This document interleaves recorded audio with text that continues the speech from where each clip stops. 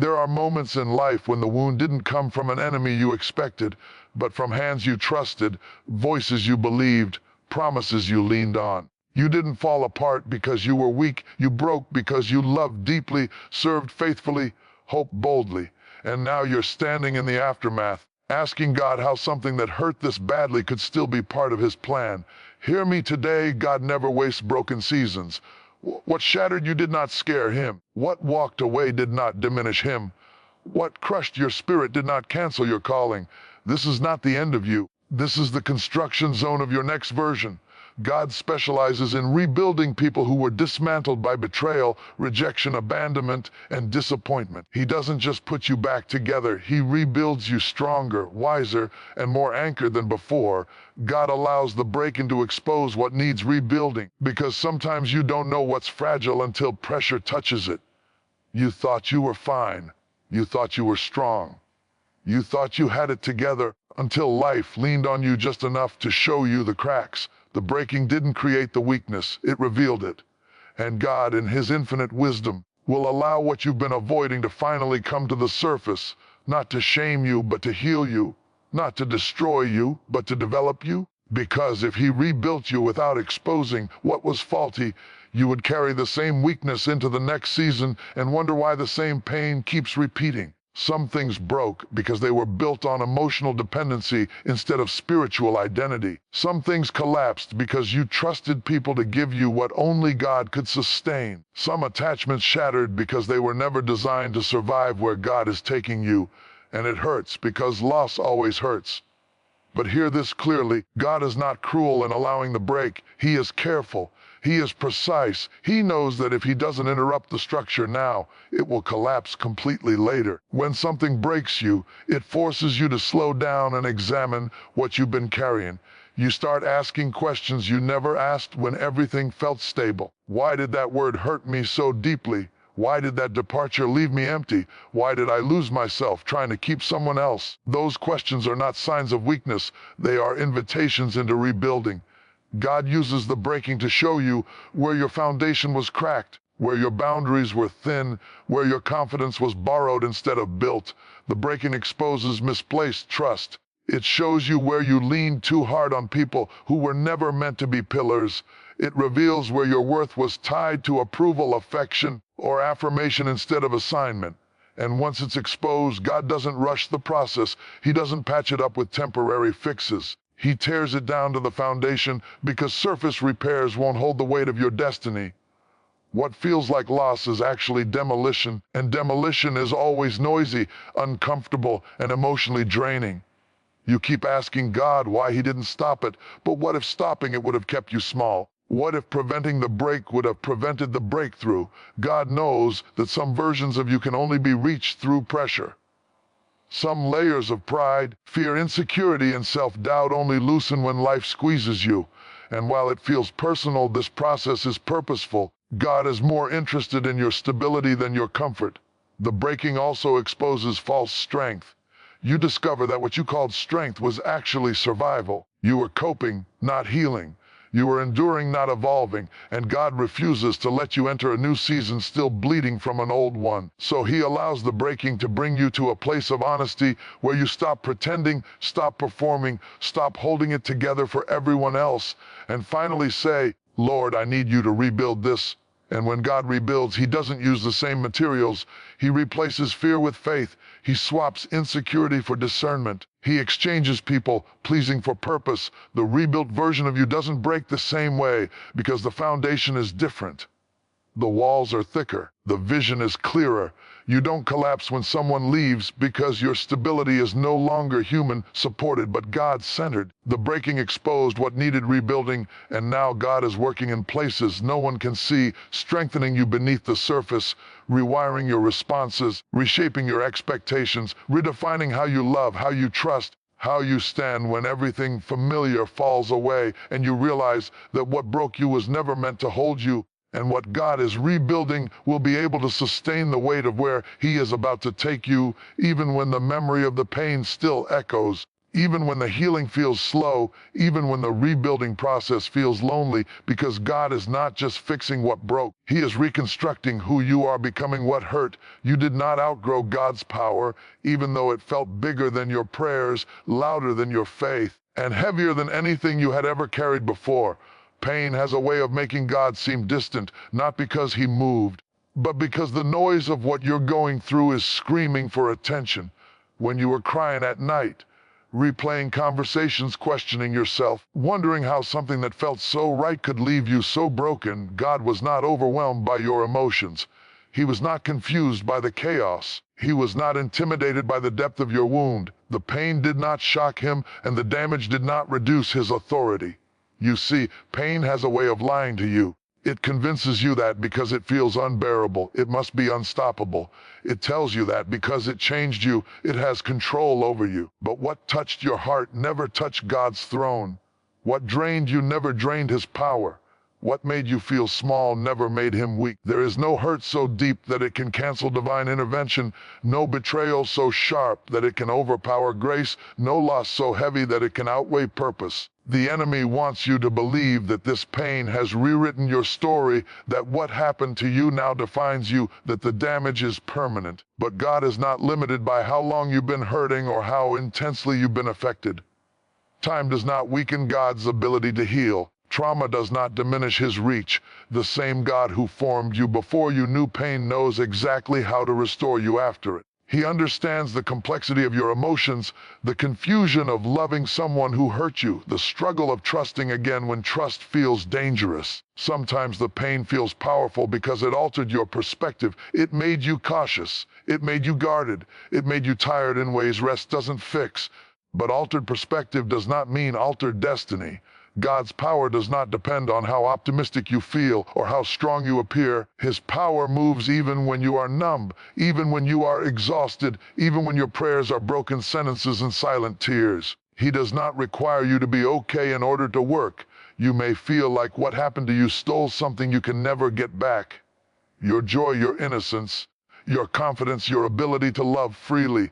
But God does not rebuild by returning you to who you were. He rebuilds by creating who you need to become. And that requires a power greater than pain, greater than memory, greater than fear. Pain can mark you, but it cannot master you unless you give it permission. God's power is not threatened by scars. In fact, He often uses them as evidence of survival and transformation. What hurt you tried to convince you that you were abandoned, forgotten, or overlooked. But God never left the scene. He was present in the silence, active in the delay, intentional in what looked like absence. His power was working beneath the surface, even when you couldn't feel it, even when healing didn't come immediately, even when the wound stayed open longer than you expected. Delay does not mean denial, and silence does not mean surrender. You are not too broken for God to fix, and the damage is not too extensive for Him to repair. He has rebuilt lives after betrayal, restored hearts after abandonment, revived purpose after disappointment. Your situation is not unique to Him, even though it feels uniquely painful to you. God has always specialized in stepping into moments where humans say it's over and declaring that this is where rebuilding begins. What hurt you did not grow beyond God's power. It did not evolve past His reach. It did not disqualify you from healing, calling, or future joy. The same hand that allowed the pain is the hand that will limit its impact. The same God who saw the breaking is now orchestrating the rebuilding, not rushed, not careless, not intimidated, but fully aware of what was taken, what was damaged, and what must be restored, because nothing that touched you was ever greater than the power that covers you. God rebuilds you privately before He restores you publicly, because exposure too early can damage what is still healing. There are seasons when it feels like God has hidden you, pulled you back, silenced opportunities, reduced visibility, and slowed momentum. You wonder why doors aren't opening, why recognition isn't coming, why people who hurt you seem to be moving forward while you feel paused. But this is not punishment, and it is not delay without purpose. This is protection. God understands that what is still tender cannot survive the weight of public expectation. In private, God deals with the parts of you that applause can't fix. He addresses motives, wounds, reactions, and fears that were formed in pain. Public success without private healing would only amplify the damage. If God restored you in front of everyone before rebuilding you within, the same pressure that broke you before would break you again. So he pulls you into the quiet, not to forget you, but to fortify you. Private seasons feel lonely because they strip away distractions. There's no crowd to impress, no one to perform for, no image to maintain. It's just you and God face to face with truths you avoided when life was loud. This is where he rewires how you think, how you respond, how you love, how you trust. He teaches you how to stand without external validation, how to breathe without constant affirmation, how to exist without being seen. And that is uncomfortable because part of what broke you may have been tied to being needed, wanted, chosen, or affirmed by others. God rebuilds you privately because healing requires honesty. You can't heal what you keep hiding. In the secret place, you don't have to pretend you're okay. You don't have to explain your pain. You don't have to justify your tears. God allows you to unravel so he can rebuild you properly. He addresses the anger you suppressed, the grief you rushed through, the bitterness you denied, the fear you masked with strength. None of this can be rushed, and none of it can be done under public scrutiny. While you're private, it looks like nothing is happening. But internally, God is strengthening emotional muscles you didn't know you needed. He's building discernment so you don't trust the same way. He's developing boundaries so you don't overextend yourself. He's restoring identity so you don't lose yourself trying to keep someone else. He's teaching you to hear his voice more clearly than the opinions of people. This work doesn't trend, it doesn't get applause, but it is essential. You keep asking God when he's going to bring you back out, when he's going to restore what you lost, when he's going to show people that you survived. But God is more concerned with who you become in private than how you appear in public. Because when restoration comes, it comes with responsibility. Influence requires stability. Visibility demands maturity. And God will not elevate what is still emotionally fractured. Private rebuilding also changes your appetite. You stop craving attention that once fueled you. You stop chasing validation that once defined you. You stop explaining yourself to people who never try to understand you. And that shift is necessary because public restoration without internal change would pull you back into old cycles with new opportunities. God refuses to let your future be sabotaged by unresolved pain. In private, God teaches you to lean on him instead of leaning on people. He becomes your source instead of your supplement. You learn how to worship without a platform, how to trust without evidence, how to obey without applause. This is where confidence is rebuilt, not arrogance, not bravado, but quiet assurance rooted in knowing who you are and whose you are. When God restores you publicly, it won't feel frantic or forced. It will feel aligned. You won't rush to prove anything. You won't need revenge narratives or validation speeches. You will walk in with peace, not pressure, strength, not sensitivity, authority, not anxiety. And the reason it will last is because it was built in the unseen, shaped in solitude, strengthened in silence, refined away from opinions, away from expectations, away from people who only knew the broken version of you, while God was carefully reconstructing you where no one could interfere, interrupt, or rush the process. Because private rebuilding always precedes sustainable restoration, broken trust becomes rebuilt discernment. Because God does not heal you by making you naive again, he heals you by making you wise. When trust is shattered, it doesn't just hurt emotionally, it destabilizes how you see people, how you interpret intentions, how you open your heart. You begin to question your judgment, wondering how you missed the signs, how you gave access to someone who would later wound you. But God is not in the business of restoring you back to vulnerability without vision. He rebuilds you with discernment so you don't bleed the same way twice. The breaking of trust feels like failure, but it is often education. You didn't lose because you trusted, you learned because you trusted.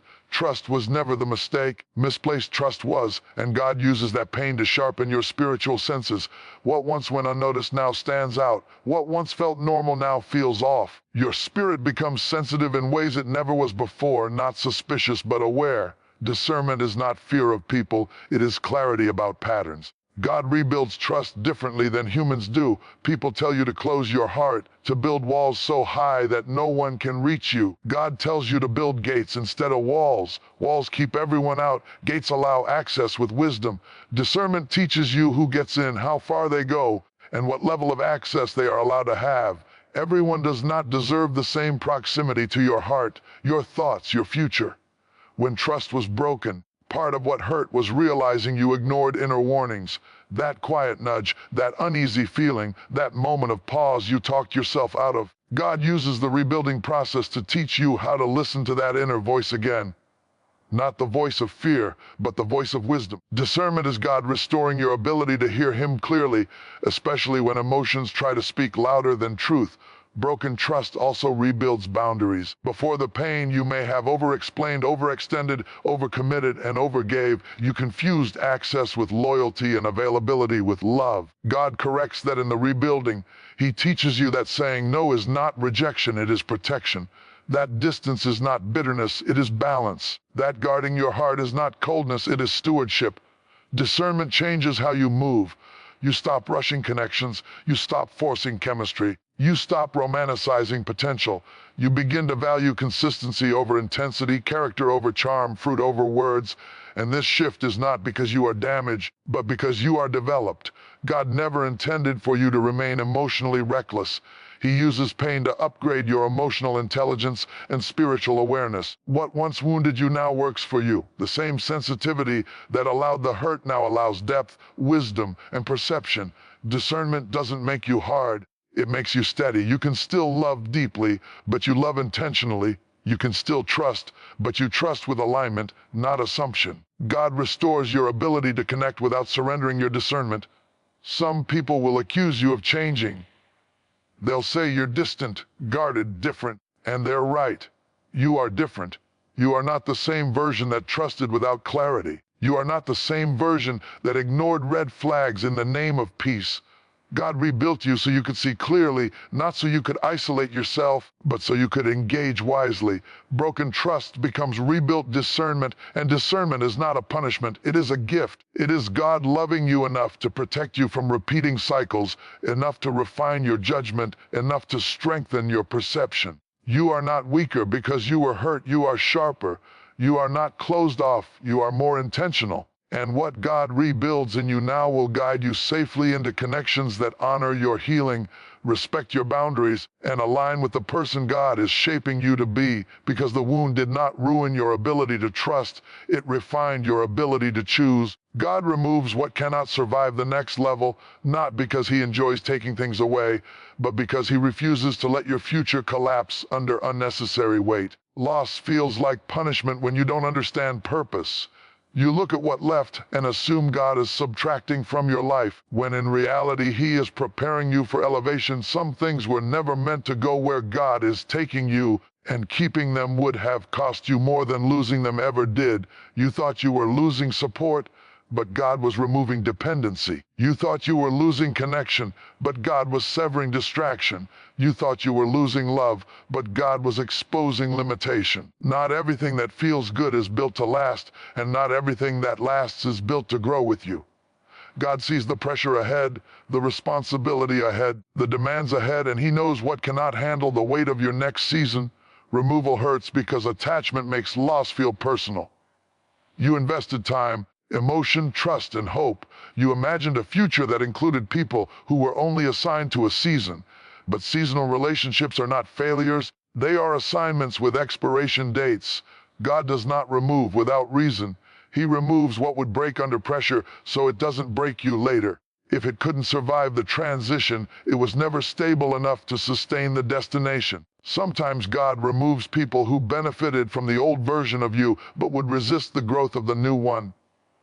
They were comfortable with your silence, your overgiving, your shrinking. They liked you manageable, predictable, available.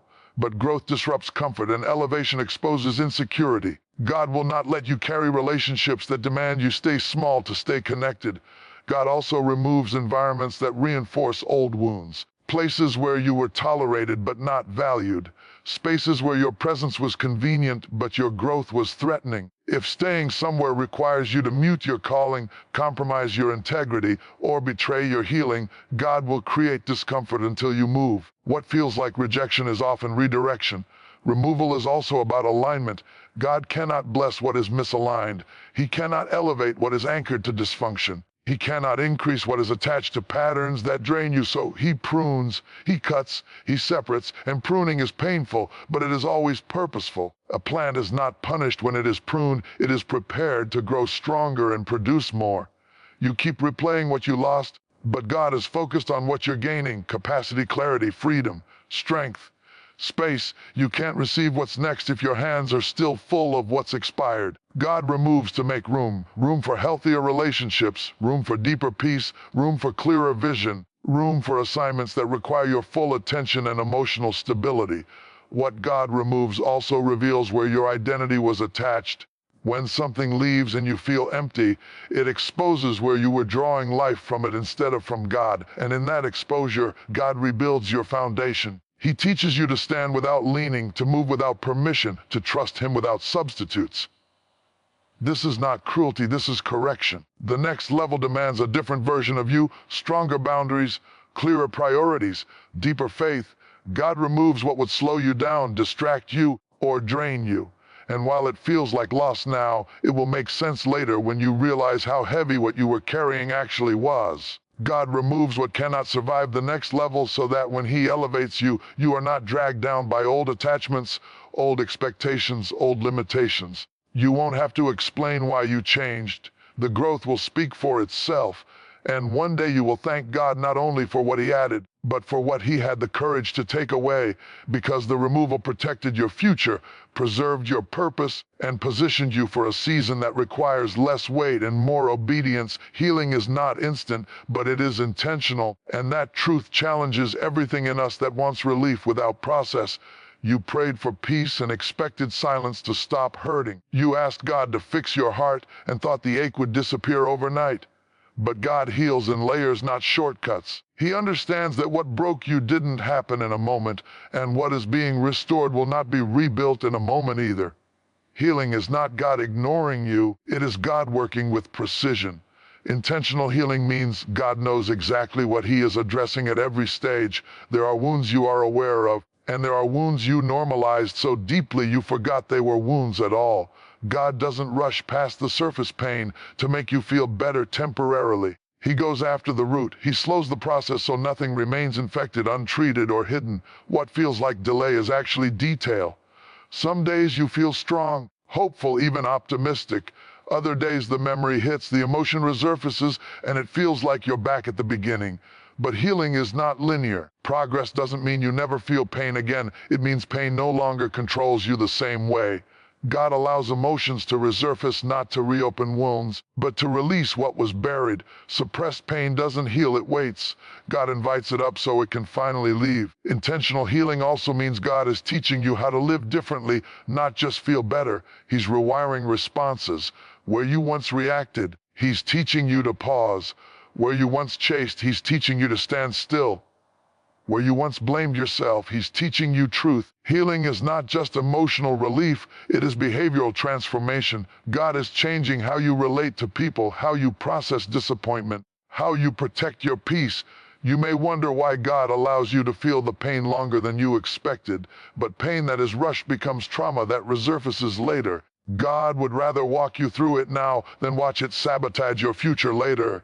He's intentional about timing because He's protective about outcome. He knows what kind of strength you'll need in the next season, and He is building it slowly, deliberately, thoroughly. Healing also exposes impatience. We want God to fix us so we can move on, prove we're okay, show that what happened didn't break us. But God is not interested in appearances. He is interested in wholeness, and wholeness takes time. It takes sitting with discomfort long enough for wisdom to form. It takes learning to grieve without guilt, to forgive without reconnecting, to remember without reliving. God's intentional healing often happens in ordinary moments, in quiet mornings, in interrupted prayers, in conversations that unexpectedly touch a nerve, in tears that come without warning. These moments are not setbacks, they are signals that something is being released. God works in repetition because repetition builds stability. Each time you choose faith over fear, truth over memory, obedience over emotion, healing deepens. You may not notice the progress because healing doesn't always announce itself. Sometimes it shows up as calm where chaos used to live. Sometimes it shows up as silence where anxiety once screamed. Sometimes it shows up as boundaries you no longer feel guilty about. God's intentional healing is subtle but strong. It is reshaping you from the inside out. Healing is not instant, but it is intentional. God is not guessing, experimenting, or reacting. He is executing a plan tailored to your wound, your capacity, and your future. Every tear has purpose. Every pause has meaning. Every slow step is strengthening you in ways speed never could. And even when you feel stuck, God is still working, still restoring, still rebuilding, ensuring that when you step forward, you do so healed enough to hold what He is about to place in your hands.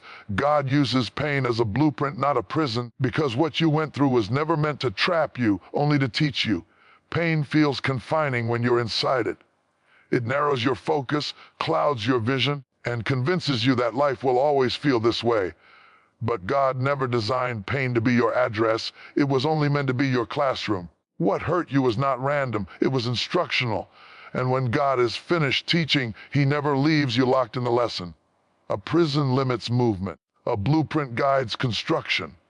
Pain becomes a prison when you rehearse it without revelation, when you relive it without learning, when you define yourself by what happened instead of by what God is building. But when pain is surrendered to God, it becomes a blueprint showing you what needs reinforcement, where support was missing, and how the structure of your life must change to sustain what's coming next. God studies your pain differently than you do. You focus on who hurt you and what you lost. God focuses on what was exposed. He looks at the pressure points, the weak beams, the unguarded spaces. He sees where you gave too much, where you ignored warning signs, where you tolerated what drained you. Pain highlights design flaws, not to condemn you, but to correct the structure. God uses that information to rebuild you with intention. The blueprint pain teaches you what you need, not what you want. It teaches you the value of rest when exhaustion broke you. It teaches you boundaries when access wounded you. It teaches you discernment when trust failed you. It teaches you dependence on God when people disappointed you. These lessons are not meant to keep you cautious forever. They are meant to prepare you to move forward wiser, steadier, and stronger. If pain were a prison, you would never change. You would remain bitter, guarded, and afraid. But when pain becomes a blueprint, it produces growth. You don't forget what happened, but you no longer live inside it. You extract wisdom instead of resentment. You gain clarity instead of closure. God doesn't erase the memory, He repurposes it. He takes what the enemy meant to paralyze you and uses it to instruct your future. Blueprints also prevent collapse. Engineers study failures to ensure the next structure stands. In the same way, God allows you to examine what fell apart so it doesn't fall apart again. The pain shows you where reinforcement is required, where your identity must be rooted deeper, where your faith must be anchored stronger, where your expectations must be adjusted. This is not punishment, this is preparation. Some of the pain you endured taught you how to survive, but God doesn't want you to just survive. He wants you to thrive. So He upgrades the lesson.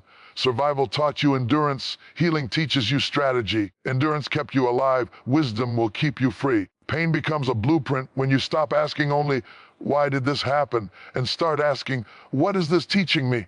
God never asks you to deny your pain. He asks you to interpret it through purpose. Because unresolved pain repeats, but understood pain transforms. When you understand what broke you, you gain the power to build differently.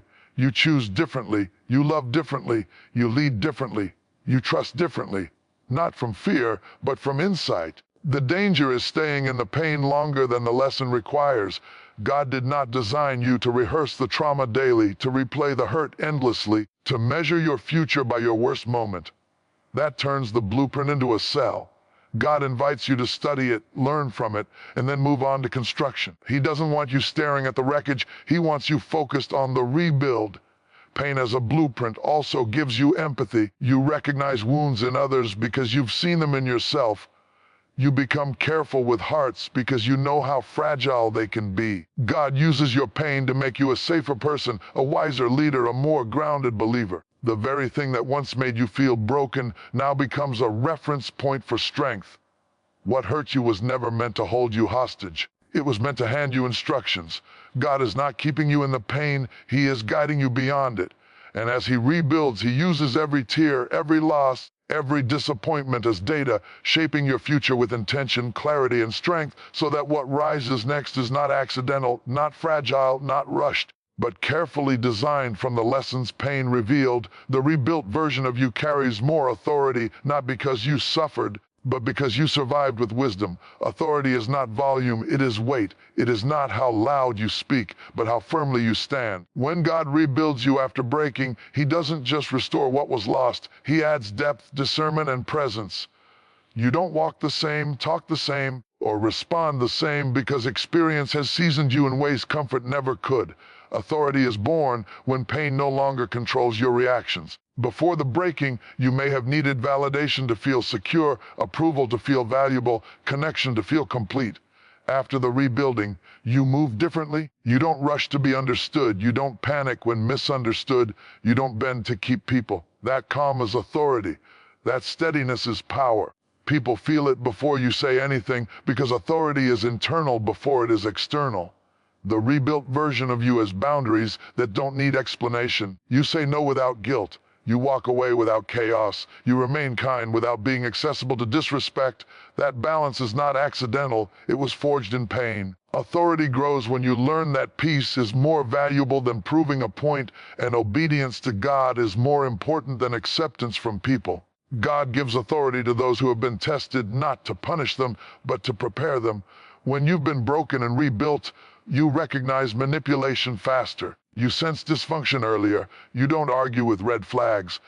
That clarity gives you command over your decisions. You are no longer led by emotion. You are guided by wisdom. That is authority. The rebuilt version of you also carries compassion without compromise. You understand people's pain because you've felt it, but you don't excuse behavior that damages you. You can empathize without entangling. You can love without losing yourself. Authority allows you to remain soft without being weak, firm without being harsh, present without being drained. There is also spiritual authority that comes from endurance. When you've walked through loss and still trust God, your faith carries weight. Your prayers sound different. Your worship is deeper. You don't praise from theory, you praise from experience. You know God is sustainer, healer, restorer, not because someone told you, but because you lived it. That kind of faith shifts atmospheres. People may not know your story, but they feel your presence. They sense restraint where you could have reacted, maturity where you could have lashed out, peace where there should have been bitterness. Authority does not announce itself, it manifests. It shows up in how you handle pressure, how you navigate conflict, how you stand alone without folding. God doesn't rebuild you to make you intimidating, He rebuilds you to make you influential. Authority attracts alignment. The right people recognize it. The wrong people resist it, and both responses are confirmation that something in you has changed. You no longer chase spaces that drain you, you attract spaces that respect you. The rebuilt version of you carries authority because you no longer need to be loud to be heard or aggressive to be respected. You speak with clarity, you move with intention, you wait with confidence, you act without panic. That composure is a sign that God has done a deep work inside you. Authority also brings responsibility. You become mindful of what you allow, what you tolerate, what you entertain. You understand that your choices now affect more than just you. God entrusts influence to those who can handle it without ego, power to those who won't abuse it, visibility to those who have learned to stand in obscurity. The rebuilt version of you is not flawless, but it is grounded. Not perfect, but it is positioned. Not untouchable, but it is unshakable. What once broke you now bows to the authority God has established within you, because rebuilding didn't just heal you, it established you, anchored you, and strengthened you to walk forward with a presence that speaks before you ever open your mouth.